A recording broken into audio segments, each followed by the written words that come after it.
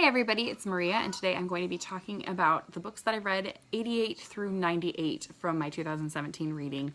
Some of them I've mentioned before in my Reading Lately video, so I'll link that below, but yeah, there was an eclectic mix. Some of them were audio, some of them were fiction, some of them were nonfiction. It was just a very, very eclectic batch this time. Number 88 was Young Jane Young by Gabrielle Zevin, who also wrote Storied Life of A.J. Thickery. I did a whole video. I really enjoyed Young Jane Young. Really enjoyed it. I thought she did an amazing job of talking about the female experience. And if you want to pair it with a book, I would definitely pair it with So You've Been Publicly Shamed that's been floating around BookTube. Yeah. In today's day and age, when you think about the people who are caught in scandals and then that's the thing they're remembered for, or even I guess just recently the guy who was falsely identified on Facebook as the shooter from the Las Vegas thing, it really makes you kind of think about what happens to those people. So it was going to be at least in my top 15 for the year, I think. 89 is Wonder Woman by Leigh Bardugo. This one was all right. It was a YA origin story of Wonder Woman. I've loved Leigh Bardugo from Grisha Trilogy, and so maybe that's why my expectations were really high. It's an easy read. If you like Wonder Woman, probably pick it up, but it's not going to be like the best book you've ever read. 90 is Do Not Become Alarmed by Maile. I think I pronounced her name incorrectly on the last video that I mentioned this one in. I finished the book. It was a thriller about parents who are separated from their kids, and you do know what's going on with the kids, so you can kind of, that fear is not there. But it's hard as a parent to hear kids that are going through that. What hit me most about this one is one of the kids is type 1 diabetic and doesn't have his supplies. This freaked me out more than anything. It's why I pushed through the book, is because my husband's type 1 diabetic, and so that is constantly on my head. Every time my kids act different or tired, we check their blood sugar. So that was really the only thing that really bugged me most about the book that made me want to keep reading. They're not all winners, right? 91, I listened to on audio. It's Of Mess and Moxie by Jen Hatmaker. Jen Hatmaker is a Christian author that I've been reading for a long time. I don't remember how long. It's been at least 8 years. This is a very funny book, especially to listen to on audio because she reads it herself. She's been in the online community for a long time, so I think she has a good voice for reading her own work. I know sometimes that doesn't translate well, but it does with her. She's hilarious. She makes you kind of cry and laugh, which I always appreciate. It is not just for moms. She even talks about how the church sometimes leaves out those who are childless for either choice or not for choice. And I really appreciate that she mentioned that. But she just talks about kind of being where you are, being authentic, finding your people, leaning into this crazy life, whatever that looks like for you. And I appreciated that so much. I'm going to go hear her speak couple weeks, so that's exciting. I'm excited to hear her live. The next one I read was Hunger by Roxanne Gay, and this one I actually still have in the library, even though I have to return it. It's due today. This one I've read, I think, Bad Feminist before. This one was very timely because she talks about her eating and how her past things that have happened to her affected how she treated food. So there are trigger warnings. She does not hold back when she talks about rape or body issues. And I appreciate that, but I know it's a lot for some people to handle. So I did mark up a couple of places. Let's see.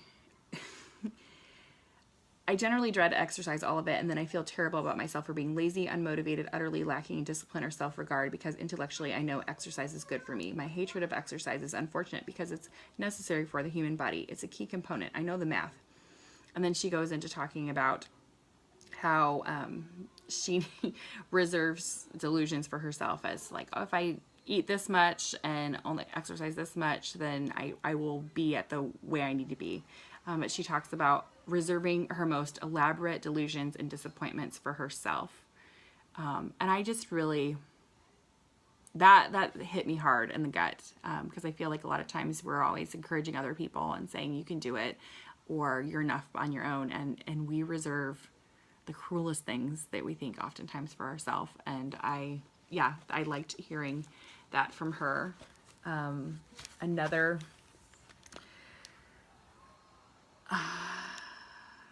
I know that it isn't merely weight loss that will help me feel comfortable in my body. Intellectually, I do not equate thinness with happiness. I could wake up thin tomorrow and I would still carry the same baggage I've been hauling around for almost 30 years. I would still bear the scar tissue of many of those years as a fat person in a cruel world. One of my biggest fears is that I will never cut away all the scar tissue. And I just think a lot of times, like, the grass isn't always greener on the other side, or intellectually that you're enough on your own, and that you don't need society to tell you to be how you are. But it's still really hard, especially I feel like as women, when we don't fit the exact, I don't know, whatever it is, cookie cutter mold of what is beautiful. And I'm appreciating her and other people stepping out and saying, no, this is beautiful. We are all beautiful. So I recommend the book, especially if you don't mind the triggers. And I'm excited to see more from her. Next up, 93, Unbelievable. This one's by Katy Tur, and it is about basically the Trump campaign. She was the correspondent who was put on his watch for the campaign, and he called her out several times, which was very threatening for her. So she kind of talks a lot about her experience. She wasn't ever meant to be on that beat. She just happened to be there when they needed somebody. Nobody ever thought that the campaign would go anywhere. The book was good. For me, it wasn't as good, I feel like, because I followed the news so closely. So a lot of it I'd already heard. So there wasn't too much information if you're a news junkie like me. But other than that, it was interesting to hear the way her dealings with interviewing him were, and if you've watched the news closely, then I would maybe skip it because you've already heard most of it and it's not gonna make you feel awesome. 94, Dragonfly and Amber.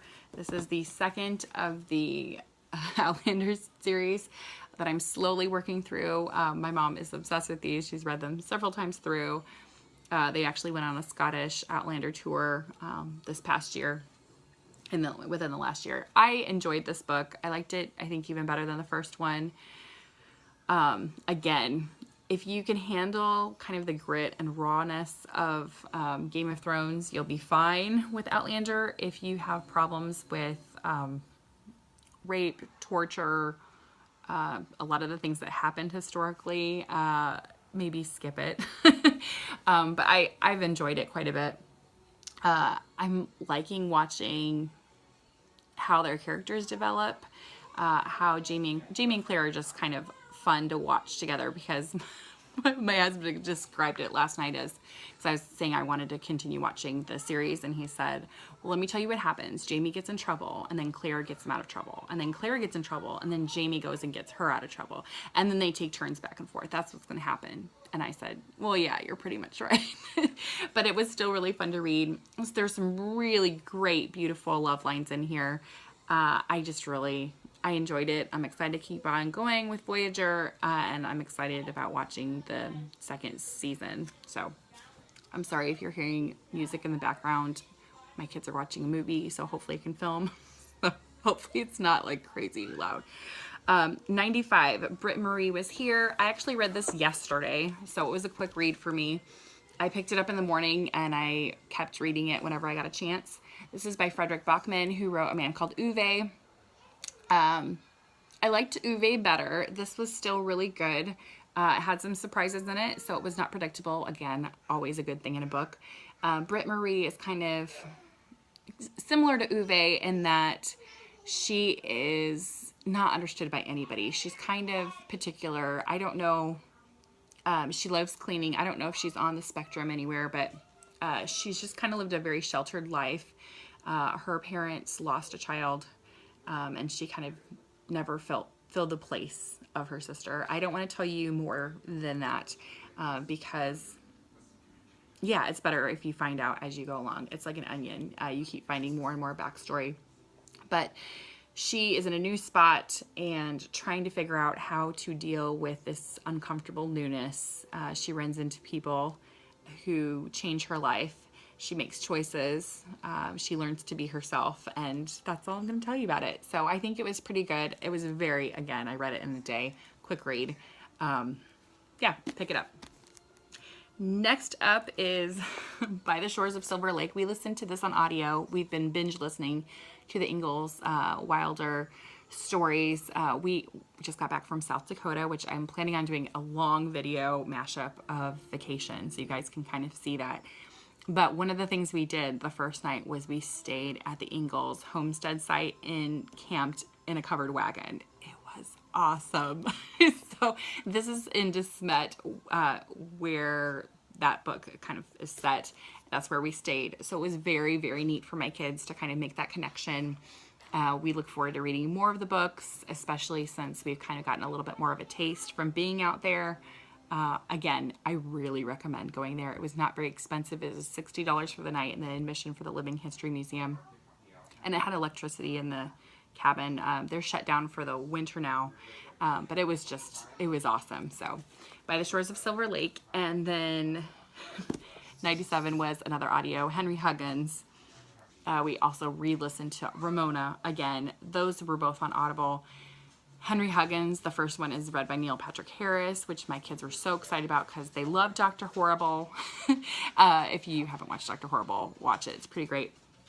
But Henry Huggins was delightful. I didn't realize that Beverly Cleary had written that one before Ramona, and it was just super fun.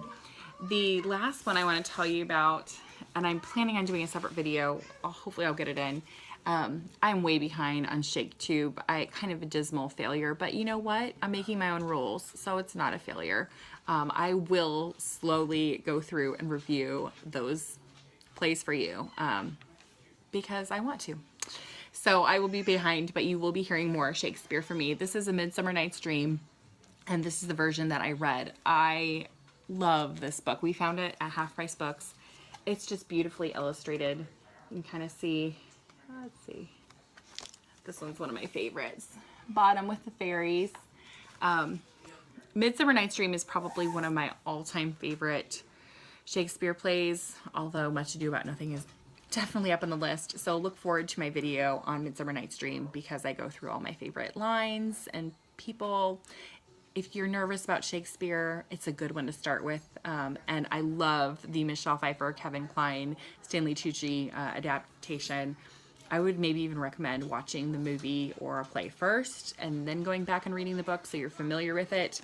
Once you know the storylines, it's not too hard. My kids even love this one. It's one of their favorites. So that is my batch of 10 books that I've recently read that I've enjoyed. I would love to hear what you've read in the comments. I'm excited about my October TBR because I'm actually kind of making a stack of what I really, really want to get to. It's the end of the year push for trying to get books read that you really, really want to read. And yeah, so I would love to hear. And if you have any great October reads, put them in the comments because fall is my favorite and I'm so excited. So I will talk to you all later. Bye.